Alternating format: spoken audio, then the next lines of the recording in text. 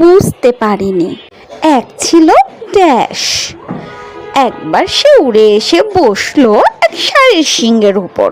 কিছুক্ষণ সেখানে বসে থাকার পর ড্যাশ ষাঁড়কে বলল, তোমার শিংয়ে আমি অনেকক্ষণ বসে আছি, তোমার কষ্ট হচ্ছে না তো? আমি কি এখন উড়ে চলে যাব? ষাঁড়টি অবাক হয়ে বলল, কে তুমি? কখনই বা এসে আমার শিংয়ের উপরে বসলে? টের পাইনি তো। শিক্ষা: মহৎ ব্যক্তিরা নিজেদের উৎসর্গ করেন, তাদের কোনো প্রাপ্তির আশা থাকে না। বুঝতে পারিনি এক ছিল ড্যাশ।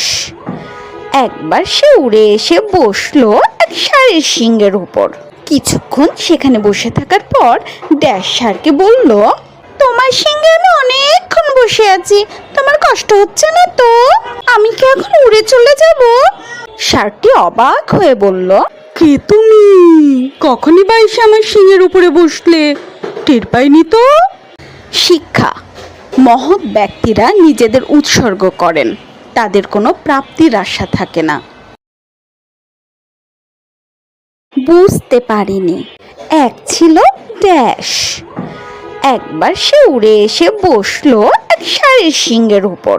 কিছুক্ষণ সেখানে বসে থাকার পর ড্যাশ ষাঁড়কে বলল, তোমার শিংয়ে আমি অনেকক্ষণ বসে আছি, তোমার কষ্ট হচ্ছে না তো? আমি কি এখন উড়ে চলে যাব? ষাঁড়টি অবাক হয়ে বলল, কে তুমি? কখনই বা এসে আমার শিংয়ের উপরে বসলে? টের পাইনি তো। শিক্ষা: মহৎ ব্যক্তিরা নিজেদের উৎসর্গ করেন, তাদের কোনো প্রাপ্তির আশা থাকে না।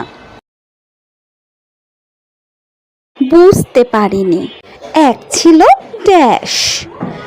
একবার সে উড়ে এসে বসলো এক ষাঁড়ের শিংয়ের উপর। কিছুক্ষণ সেখানে বসে থাকার পর ড্যাশ ষাঁড়কে বলল, তোমার শিংয়ে আমি অনেকক্ষণ বসে আছি, তোমার কষ্ট হচ্ছে না তো? আমি কি এখন উড়ে চলে যাব? ষাঁড়টি অবাক হয়ে বলল, কে তুমি? কখনই বা এসে আমার শিংয়ের উপরে বসলে? টের পাইনি তো।